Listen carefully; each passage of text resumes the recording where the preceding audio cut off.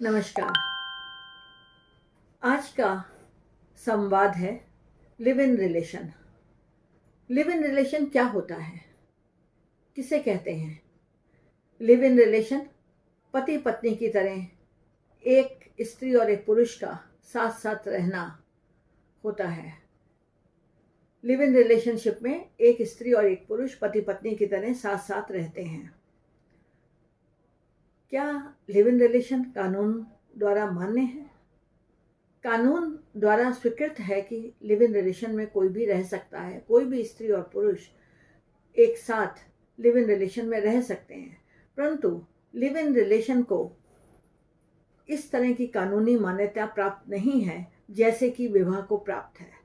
जैसे विवाह में कुछ अधिकार होते हैं, कुछ जिम्मेदारियां होती हैं, लिव इन में कोई भी अधिकार और जिम्मेदारी नहीं होती है। लिव इन रिलेशन में कोई भी स्त्री या पुरुष जब तक उनकी इच्छा हो एक दूसरे के साथ रह सकते हैं, एक छत के नीचे रह सकते हैं, पति पत्नी की तरह रह सकते हैं, आपस में संबंध बना सकते हैं। परंतु जब भी इनका दिल करे वो इसको छोड़ के जा सकते हैं। इसके लिए कानूनी रूप से उनको बाध्य नहीं किया जा सकता है। जैसे विवाह में स्त्री पुरुष साथ रहते हैं और यदि पत्नी या पति चला जाए छोड़कर, तो आप कानूनी रूप से उसे वापस बुलाने के लिए अपना अधिकार इस्तेमाल कर सकते हैं। आप रेस्टिट्यूशन ऑफ कॉन्जुगल राइट, दाम्पत्य अधिकारों की पुनर्स्थापना के लिए केस कर सकते हैं। परंतु लिव इन में ऐसा कुछ नहीं किया जा सकता। लिव इन पूर्णतः आपकी मर्जी और आपके पार्टनर की मर्जी पर निर्भर है। आपका जब मन हो या आपके पार्टनर का जब मन हो वो आ या जा सकता है। यहाँ एक बात और स्पष्ट कर दें, कई बार ऐसा हुआ है कि लोग लिव इन को ये समझने लगे कि अब लिव इन में इकट्ठे रह रहे हैं तो हमारी शादी हो गई, या मंदिर में शादी की और साथ में रहने लगे, और शादी इस तरीके से की कि कोई गवाह नहीं है, कोई कानूनी रूप से वैधता नहीं है उस विवाह की, और फिर लिव इन में रहने लगे। तो ये शादी नहीं मानी जाएगी, ये केवल लिव इन ही रहेगा। मतलब अपनी मर्जी से किसी के साथ रहना। यदि ऐसा करते हैं और बाद में आप ये सोचें कि व्यक्ति अब सामाजिक रूप से विवाह कर ले और वो नहीं करता है, और आप फिर कहें कि नहीं इसने तो ऐसा किया नहीं, हम इसको कानूनी रूप से मजा चखाएं या कानून का सहारा लें, तो आप ऐसा कुछ नहीं कर सकते हैं। लिव इन में रहना, आप अपनी मर्जी से किसी के साथ रहते हैं। मर्जी आपकी खत्म, मर्जी आपकी नहीं हुई तो अब आप छोड़ के जा सकते हैं। कानूनी आपका कोई भी अधिकार नहीं है, कानूनी रूप से आपका कोई भी अधिकार नहीं है।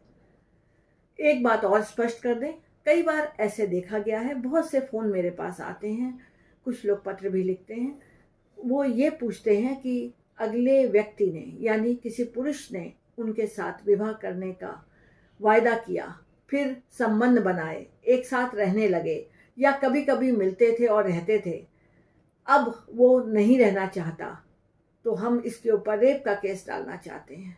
यहाँ मैं स्पष्ट कर दूं, ऐसी परिस्थितियों में आप दूसरे व्यक्ति पर रेप का केस नहीं डाल सकते, क्योंकि आपने स्वयं ये निर्णय लिया कि आप किसी के संग रहना चाहते हैं, उसके संग संबंध बनाना चाहते हैं, और किसी कारण अगर संबंध नहीं बने या संबंधों में खटास आ गई, संबंध टूट गया, तो आप अब इसका फ़ायदा नहीं उठा सकते। आप अननेसेसरली उस व्यक्ति के खिलाफ रेप का चार्ज लगाकर उसको जेल के अंदर नहीं भिजवा सकते।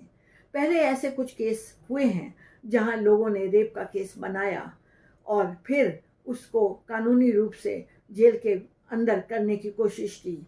कई बार लोग जेल गए भी, परंतु अब सुप्रीम कोर्ट का एक निर्णय आ चुका है जिसमें ये स्पष्ट कर दिया गया है कि यदि कोई अपनी मर्जी से किसी व्यक्ति के साथ रहता है और लिव इन में रहता है या थोड़े समय के लिए रहता है, फिर वो यदि चाहता है कि नहीं हम इसके ऊपर रेप का चार्ज लगा दें कि ये किसी तरह का प्रलोभन देकर या शादी का वायदा करके साथ रहा है, तो ये ऐसा आप नहीं कर सकते।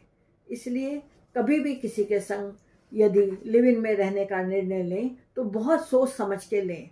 यदि कोई शादी का वायदा करता है और फिर आपको कहता है कि संबंध बनाया जाए, तो ऐसा यदि आप नहीं चाहते हैं तो कदापि ना करें।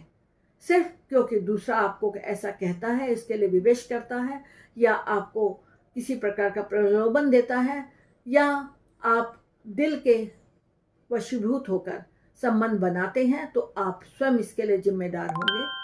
अतः सोच समझ के ही लिव इन में रहने का निर्णय लें। धन्यवाद।